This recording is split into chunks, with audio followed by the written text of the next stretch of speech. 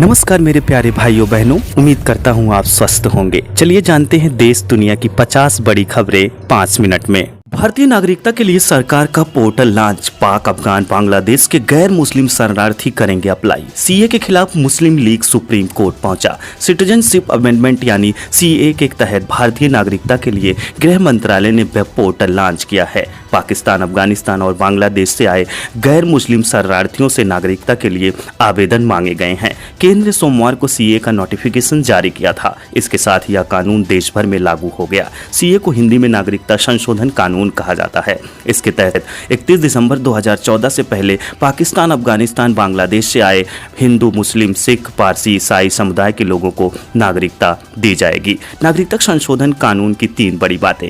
किसे मिलेगी नागरिकता? 31 दिसंबर 2014 से पहले पाकिस्तान, अफगानिस्तान, बांग्लादेश से धार्मिक आधार पर प्रताड़ित होकर भारत आए हिंदू, सिख, बौद्ध, जैन, पारसी और ईसाई समुदाय के लोगों को नागरिकता दी जाएगी। इन 3 देशों के लोग ही नागरिकता के लिए आवेदन कर सकेंगे। भारतीय नागरिकता पर क्या असर? भारतीय नागरिकता से सीए का कोई सरोकार नहीं है। संविधान के तहत भारतीयों को नागरिकता का अधिकार सीए या कोई कानून इसे नहीं छीन सकता। आवेदन कैसे कर सकेंगे? आवेदन ऑनलाइन करना होगा। आवेदक को बताना होगा कि वे कब भारत आए। पासपोर्ट या अन्य यात्रा दस्तावेज न होने पर आवेदन नहीं कर पाएंगे। इसके तहत भारत में रहने की अवधि 5 साल से अधिक रखी गई है।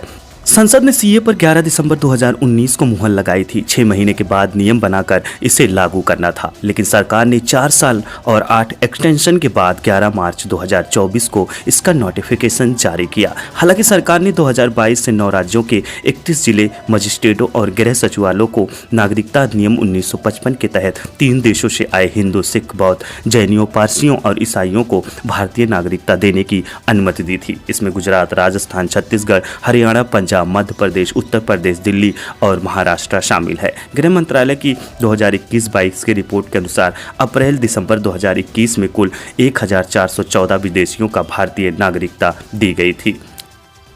इस वक्त की सबसे बड़ी खबर। पहली बार Tejas fighter plane crash. PM Modi के कार्यक्रम से 100 किलोमीटर दूर जैसलमेर के हॉस्टल पर गिरा। आपको बता दें, भारत शक्ति युद्धाभ्यास में शामिल तेजस फाइटर जेट क्रैश हो गया। ऐसा पहली बार हुआ है जब तेजस जैसा फाइटर विमान क्रैश हुआ है। मंगलवार दोपहर करीब 2 बजे शहर में 2 किलोमीटर दूर भील समाज के हॉस्टल पर जा गिरा। घटना के समय हॉस्टल खाली था। इससे ज्यादा नुकसान नहीं हुआ। पोखरण में चले युद्धाभ्यास स्थल से करीब 100 किलोमीटर दूर यह हादसा जैसलमेर में हुआ। कार्यक्रम में प्रधानमंत्री नरेंद्र मोदी, रक्षा मंत्री राजनाथ सिंह सहित तमाम नेता और सेना के बड़े अधिकारी मौजूद हैं। एयरफोर्स के अधिकारियों ने बताया, फाइटर प्लेन में एक ही पायलट था, उसे आर्मी हॉस्पिटल में भेजा गया। क्रैश होने से पहले वह इंजेक्ट हो गया था। अचानक हुए धमाके के बाद पूरे इलाके में दहशत फैल गई है। सुप्रीम कोर्ट ने 11 मार्च को इलेक्ट्रोल बॉन्ड से जुड़ी जानकारी देने के लिए भारतीय स्टेट बैंक को और समय देने से इनकार कर दिया। अदालत ने कहा, एसबीआई 12 मार्च तक इलेक्ट्रोल बॉन्ड की खरीद से जुड़ी जानकारी उपलब्ध कराए। अदालत ने चुनाव आयोग को इस जानकारी को 15 मार्च की शाम 5 बजे तक अपनी वेबसाइट पर सार्वजनिक करने का निर्देश दिया है। पारदर्शिता के कई पैरोकारों ने अदालत के इस फैसले का स्वागत किया है। विश्लेषकों का मानना है कि इलेक्ट्रोल बॉन्ड की जानकारी सार्वजनिक होने के बाद राजनीतिक दलों की फंडिंग के बारे में पता चल जाएगा। इस याचिका में एसबीआई ने इलेक्ट्रोल बॉन्ड से जुड़ा विवरण देने के लिए 30 जून तक का समय देने की मांग की थी। सुप्रीम कोर्ट ने 15 फरवरी को दिए गए फैसले में कहा था कि एसबीआई इलेक्ट्रोल बॉन्ड को किसने खरीदा और किसने उसे भुनाया, इसकी जानकारी 6 मार्च तक उपलब्ध कराए। एसबीआई का कहना था कि बॉन्ड की संख्या की जानकारी को डिजिटल तरीके से रखा गया है, वहीं उसे खरीदने वालों की जानकारी भौतिक रूप में रखी गई है। ऐसे में दोनों को मिलाने में अधिक समय लगेगा। अप्रैल 2019 से फरवरी 2024 के बीच 22,217 बॉन्ड बेचे गए हैं, जिनकी जानकारी का उन्हें मिलान करना था। आपको बता दें कि सुप्रीम कोर्ट ने एसबीआई की याचिका को खारिज कर दिया। फैसले में कहा गया कि अदालत ने एसबीआई को यह नहीं कहा कि उसे इन दोनों जानकारियों को मिलाना है। अदालत ने कहा कि एसबीआई से कहा गया है कि उन्हें केवल 2 तरह की जानकारियां देनी है। पहली यह कि बॉन्ड कब खरीदा गया, खरीदने वाले का नाम और खरीदे गए प्रत्येक बॉन्ड की कीमत क्या थी, और दूसरी यह कि किस पार्टी ने कितने बॉन्ड को भुनाया, किस तरीके को भुनाया गया और भुनाए गए बॉन्ड का मूल्य क्या है। आगे एसबीआई ने कहा कि इस बात को स्वीकार किया, लेकिन जानकारी उपलब्ध कराने के लिए 3 और हफ्ते की मांग की, लेकिन अदालत ने उसके इस अनुरोध को अस्वीकार कर दिया। अदालत ने 12 अप्रैल 2019 को दिए गए अपने एक आदेश में राजनीतिक दलों को चुनाव आयोग को हर इलेक्टोरल बॉन्ड के दानदाता का विवरण देने का आदेश दिया था। इसमें यह भी बताने के लिए कहा गया था कि बॉन्ड की कीमत क्या थी और उसे किस खाते में किस तारीख को भुनाया गया है। यह आदेश सितंबर 2023 तक के लिए था। अदालत ने सोमवार को चुनाव आयोग को इस जानकारी को अपनी वेबसाइट पर देने को कहा। इसके अलावा अदालत ने एसबीआई के अध्यक्ष और प्रबंधक निर्देशक से कहा कि अगर वे 12 मार्च तक जानकारी पेश नहीं करेंगे तो इसे जानबूझकर आदेश न मानकर उनके खिलाफ अवमानना की कार्रवाई की जाएगी। सुनवाई के दौरान अदालत ने इस देरी के लिए एसबीआई को फटकार भी लगाई। मुख्य न्यायाधीश डीवाई चंद्रचूड़ ने पूछा, पिछले 26 दिनों में आपने मिलान का कितना काम किया है? आपने अपनी याचिका में यह बात क्यों नहीं बताई? इसकी जानकारी हलफनामे में भी दे देनी चाहिए थी।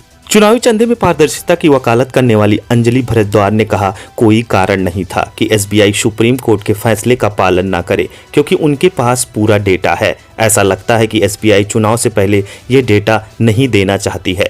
उन्होंने कहा, ऐसे में एक सवाल तो स्वाभाविक है कि एसबीआई डेटा क्यों नहीं देना चाहती है? उसे कौन रोक रहा था? एसबीआई क्या छुपा रही है और किसके लिए छुपा रही है?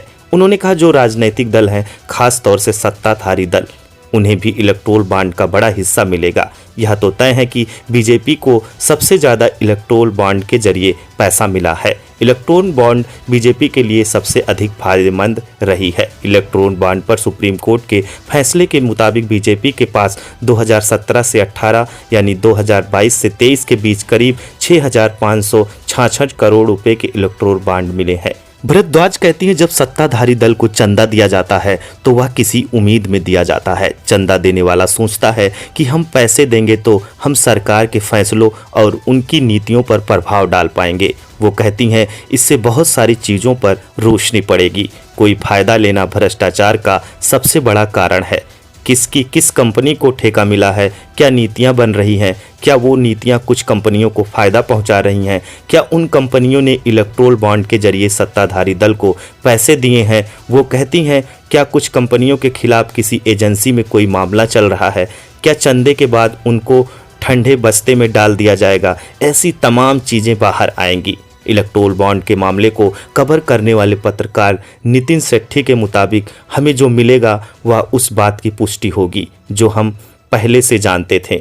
वह यह है कि भाजपा इस योजना की सबसे बड़ी लाभार्थी है। सेठी का मानना है कि जानकारी सामने आने पर विपक्ष भी उसका अपने फायदे के लिए इस्तेमाल करने की कोशिश करेगा। सुप्रीम कोर्ट का फैसला आने के बाद कांग्रेस नेता राहुल गांधी ने एक्स पर लिखा, इलेक्टोरल बॉन्ड भारतीय इतिहास का सबसे बड़ा घोटाला साबित होने जा रहा है, जो भ्रष्ट उद्योगपतियों और सरकार के पोल खोलने और नरेंद्र मोदी का असली चेहरा देश के सामने लेकर आएगा। वहीं सुप्रीम कोर्ट के फैसले पर बीजेपी नेता पृथ्वीराज हरिचंद ने भी न्यूज एजेंसी पीटीआई से कहा, इसकी पूरी तरह से जांच होनी चाहिए कि इलेक्टोरल बॉन्ड से राजनीतिक भ्रष्टाचार कम हुआ या बढ़ा। इसकी दोबारा जांच कोर्ट को ही करनी चाहिए। यह मेरा व्यक्तिगत अनुरोध है।